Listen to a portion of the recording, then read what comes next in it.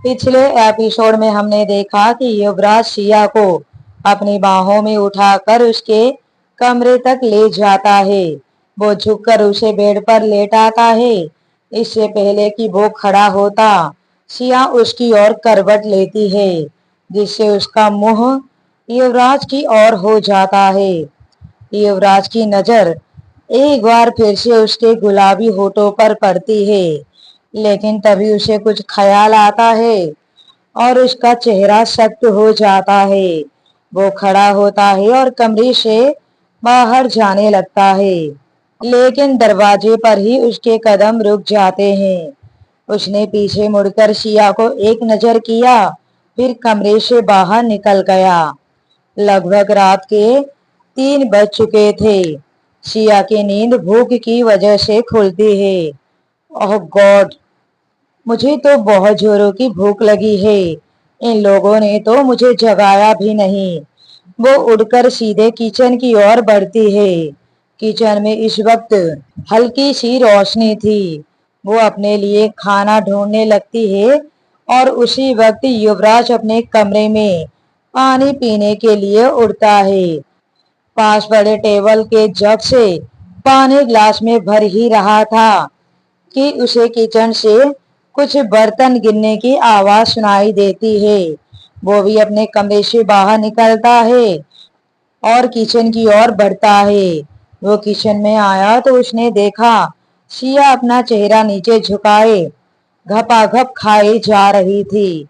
ये देखकर युवराज अपना एक आईब्रो ऊपर उठाकर उसे हैरानी से इस तरह खाते हुए देखने लगा। तभी सिया को सामने की ओर से एक लंबी चौड़ी परछाई के होने का एहसास होता है। उसने सामने नजर किया तो सामने सच में कोई लंबा चौड़ा सा उसे दिखाई दिया, जो उसे ही घूर रहा था। सिया भूत भूत बोलकर चिल्लाने लगी। युवराज जो अपने हाथ बांधे उसे ठूसते हुए देख रहा था। वो झट से आकर उसके मुंह को अपने हाथों से बंद करके बोलता है, ये क्या बकवास कर रही हो तुम? चिल्ला क्यों रही हो? दादी उठ जाएंगी।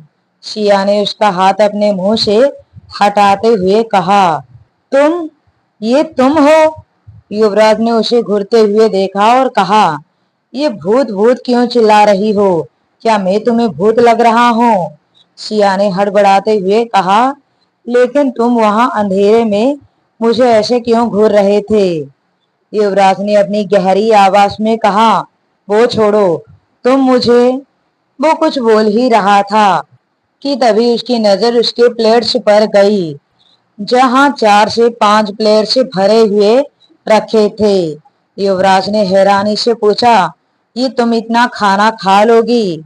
सिया ने उन सभी प्लेट्स को अपने तरफ खींचते हुए कहा, हाँ, ये सब मेरे हैं, तुम देखना भी मत।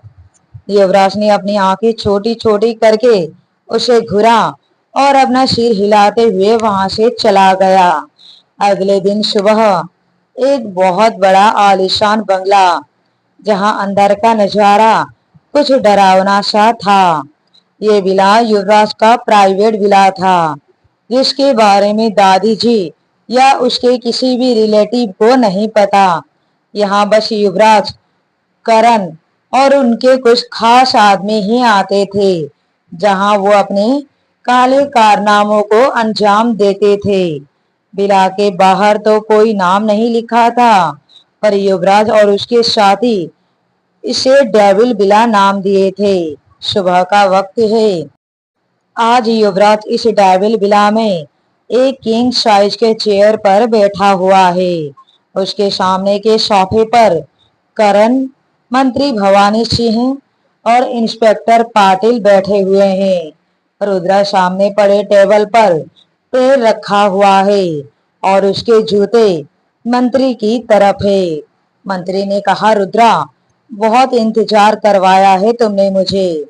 रुद्रा ने एक सिगरेट निकालकर अपने होठों के बीच रखते हुए कहा, नहीं मंत्री, इतना भी नहीं।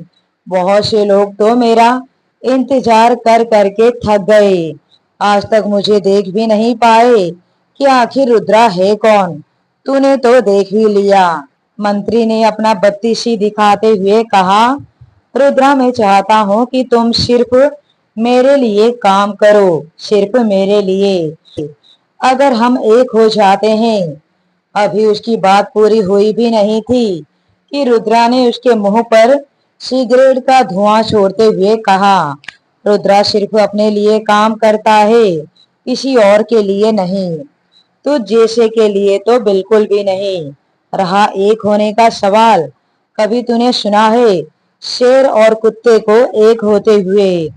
रुद्रा की बात सुनकर मंत्री के हाथों की मुट्ठियां कसकर बंद हो गई। वो दांत पीसने लगा। करण ने कहा, लेकिन रुद्रा, तू चाहे मंत्री के लिए काम कर या ना कर, पर उसे माल तो दे दे। उसने हमें एडवांस में पैसे भी दिए हैं। रुद्रा ने एक नजर करण पर किया तो उसकी भी बोलती बंद हो गई। रुद्रा ने कहा, पहले तो मैं अपने भाई की कातिल तक पहुंचना चाहता हूँ, तब तक अपने सारे धंधे बंद। इसके पैसे इसे वापस कर। ये सुनते ही करण और मंत्री अपनी आंखें बड़ी बड़ी करके एक दूसरे को देखने लगे। रुद्रा ने पाटिल की ओर देखते हुए कहा, बोल पाटिल, क्या खबर है? इंस्पेक्टर पाटिल अपनी जगह से खड़ा हुआ और बोला, रुद्रा भाई, मैंने खुद इस केस की तहकीकात की है। उस लड़की ने ही आपके भाई विराज को मारा है। क्यों मारा है ये हम सब जानते ही हैं। मैं आपसे वादा करता हूँ रुद्रा भाई, वो लड़की चाहे पाताल में भी छुप जाए, पर मैं उसे आपके सामने लाकर खड़ा कर दूंगा। रुद्रा ने कोल्ड एक्सप्रेशन के साथ कहा, उस लड़की की बात छोड़ पाटिल, दिगंबर कहाँ है बोल। उसके अचानक से ऐसे सवाल से वहां मौजूद तीनों हिल गए। करण और मंत्री भवानी हैरानी से एक दूसरे को देखने लगे, जैसे उनकी कोई चोरी पकड़ी जाने वाली हो। करण ने कहा, रुद्रा, बात यहाँ विराज के मौत की चल रही है, ये दिगंबर बीच में कहाँ से आया? रुद्रा ने दूसरी सिगरेट निकालकर अपने होठों के बीच रखा और उसे सुलगाते हुए कहा, मैंने पूछा दिगंबर कहाँ है, वो भी तो दिखाई नहीं दे रहा। करण ने हड़बड़ाते हुए कहा, रुद्रा मैंने कहा ना तुझे, वो अपने गांव चला गया। मुझे तो लगता है साला काम छोड़कर भाग गया। डोंट वरी, उसके जैसे एक दिगंबर के जाने से कोई फर्क नहीं पड़ता। हमारे पास 1000 दिगंबर पड़े हैं। रुद्रा ने सिगरेट की कस लेते हुए कहा, अजीब बात है, ये दिगंबर भी उसी दिन से गायब है जिस दिन विराज का मौत हुआ। ये सुनकर करण के माथे से पसीने छूटने लगे। उसने हकलाते हुए कहा, रुद्रा छोड़ना दिगंबर की बात, हमें बस वो लड़की चाहिए। मैं तुझसे वादा करता हूँ बहुत ही जल्द वो लड़की की लाश तेरे सामने होगी। रुद्रा अपनी जगह से खड़ा हुआ। उसके खड़े होने से सब खड़े हो गए। रुद्रा करण के पास जाकर उसके माथे से पसीने अपनी उंगली से पोंछते हुए कहा, क्या बात है करण, तेरे माथे पर पसीने क्यों आने लगे? दिगंबर के नाम से डर तो तू ऐसे रहा है जैसे तूने उसे मार दिया हो। ये सुनकर करण के हाथ पैर कांपने लगे। ये क्या बोल रहा है तू रुद्रा? मैं भला उसे क्यों मारने लगा? मैं तेरे बचपन का दोस्त हूँ, तुझे मेरी बातों पर यकीन नहीं? रुद्रा ने एक टेढ़ी स्माइल के साथ कहा, तू फिलहाल के लिए उस लड़की की फिक्र करना छोड़ दे, सिर्फ दिगंबर को ढूंढकर मेरे सामने खड़ा कर। उसकी वॉइस इस वक्त बेहद कोल्ड थी और वो वहां से चला गया। कार ड्राइव करते हुए रुद्रा के दिमाग में बहुत सारे ख्याल आ रहे थे। अचानक से उसके कार की ब्रेक लगी और उसने कार को रोकते हुए अपना सिर पीछे सीट पर टिकाते हुए आंखें बंद कर ली। उसने अपनी आंखें बंद किए हुए खुद से कहा, करण कपूर, तुझे लगता है कि मैं नहीं जानता कि दिगंबर मर चुका है और हो ना हो उसे तूने ही मारा है। दिगंबर और मेरे भाई की मौत साथ साथ होना कोई इत्तेफाक नहीं हो सकता। कौन है असली कातिल समझ नहीं आ रहा, पर जो भी हो, एक बार पता चल गया तो उसे ऐसी मौत दूंगा कि देखने वाले की रूह तक कांप जाएगी। उसने अपनी आंखें खोली। उसकी आंखें इस वक्त लाल थी। उसने गाड़ी स्टार्ट किया और कुछ ही देर में उसकी गाड़ी ओबरॉय विला के सामने आकर रुकी। वो बड़े बड़े कदमों के साथ विला के अंदर गया और जाकर हॉल रूम में सोफे पर बैठ गया। राधा आंटी, मेरे लिए एक कप कॉफी लाना प्लीज। कुछ ही देर में शिया ने एक ट्रे में कॉफी का कप लेकर आती है। जैसे ही उसने युवराज के सामने ट्रे किया, युवराज ने सामने देखा तो शिया थी। युवराज ने सख्त आवाज में कहा, तुम? राधा आंटी कहाँ है? शिया ने मासूम सा चेहरा बनाकर कहा, राधा आंटी तो छुट्टी पर है, इसलिए तुम्हारे लिए ये कॉफी मैंने बनाई है। युवराज ने एक नजर कॉफी पर किया, एक नजर शिया पर किया और कहा, मैं ऐसी बकवास कॉफी नहीं पीता। कहकर वो उठा और अपने कमरे में चला गया। शिया ने अपने कंधे उचकते हुए खुद सोफे पर बैठ गई और वो कॉफी पीने लगी। कुछ ही देर में जब युवराज फ्रेश होकर नीचे ब्रेकफास्ट के लिए आया तो हमेशा की तरह शिया और दादी जी डाइनिंग टेबल पर पहले से ही मौजूद थे और स्माइल के साथ एक दूसरे से कुछ बातें कर रहे थे। युवराज के चेहरे पर वही शक्ति। वह अपने चेयर पर आकर बैठ गया। मजनू सबके लिए नाश्ता लेकर आता है और टेबल पर रख देता है। शिया सबको नाश्ता सर्व करती है। युवराज ने जैसे ही नाश्ते का पहला बाइट लिया, उसने कहा, वाह मजनू, आज का नाश्ता तो बहुत ही ज्यादा टेस्टी है। तुमने कभी बताया नहीं कि तुम इतना अच्छा नाश्ता बना लेते हो। तुम तो राधिका आंटी से भी अच्छा नाश्ता बना लेते हो। उसने शिया को सुनाते हुए कहा, राधा आंटी के सिवाय तुम पहले ऐसे इंसान हो जिसके हाथों का बना मुझे पसंद आ रहा है। मन तो कर रहा है कि तुम्हारे हाथों को ही चूम लो। मजनू ने कहा, लेकिन सर, आज का नाश्ता मैंने नहीं, शिया मैडम ने बनाया है। अगर आपको हाथ ही चूमना है तो उनके हाथ चूम सकते हो।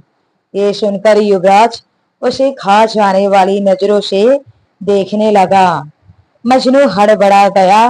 वहीं शिया के चेहरे पर मंद मंद मुस्कान तैर रही थी। अब युवराज ने आगे कुछ नहीं कहा। कुछ देर में सबका नाश्ता हो गया। युवराज अपनी जगह से खड़ा हुआ तो दादी जी ने कहा, युवराज, अब शिया को भी अपने साथ ऑफिस ले जाइए। युवराज ने शिया को घूरते हुए देखा और कहा, दादी, क्या अब मेरे पास यही काम रह गया है? ये टैक्सी से भी तो जा सकती है ना? शिया ने कहा, हाँ दादी जी, मैं टैक्सी से चली जाऊंगी। लेकिन दादी जी ने कहा, बिल्कुल नहीं। शिया बेटा, जैसा कि आपने बताया है, आपके साथ कितने बुरे हादसे हो चुके हैं, अब हम आपको अकेला नहीं छोड़ सकते। युवराज, आप इन्हें अपने साथ ले जाइए। युवराज कुछ कहता कि तभी उसका फोन बजने लगा। उसने अपने फोन को देखा और पिक करते हुए कहा, हाँ कामिनी, बोलो। बोलते हुए वो थोड़ा साइड में चला गया। यहाँ दादी जी भी उठकर वहां से चली गई। शिया ने खुद से बड़बड़ाते हुए कहा, पता नहीं इसे कितने ही कामिनी, दामिनी और सौदामिनी, पता नहीं किन किन लड़कियों के फोन आता रहता है। पता नहीं किसकी मत मारी गई है जो इस खड्डूस इंसान से बात करना चाहती है। इस पर तो मूवी बननी चाहिए, आज का हिटलर। कहते हुए वो पीछे मुड़ी तो एक बार फिर युवराज अपनी आंखें छोटी छोटी करते हुए उसे घूर रहा था। सिया उसे देखकर हड़बड़ा गई, 2 कदम पीछे हो गई। उसने हकलाते हुए जुबान से कहा, सर, अब चले? युवराज ने सिया को ऊपर से नीचे तक देखते हुए कहा, ऐसे ही? सिया को उसके ऐसे ही का मतलब समझ नहीं आया। तभी उसे याद आया कि उसके ऑफिस की लड़कियां तो किस तरह छोटे छोटे कपड़े पहनकर जाती है। उसने खुद को देखा जो इस वक्त पिंक कलर की अनारकली सूट में थी। उसने युवराज को देखते हुए कहा, मैं ऐसे ही कपड़े पहनती हूँ पूरे। युवराज उसकी बातें अपनी एक आईब्रो ऊपर उठाकर सुन रहा था। वो शिया को देखकर मन ही मन सोचता है, आज तो इस लड़की को मैं अच्छे से सबक सिखाऊंगा। अब आगे की कहानी सुनने के लिए बने रहिए माय डेविल लवर कहानी पर।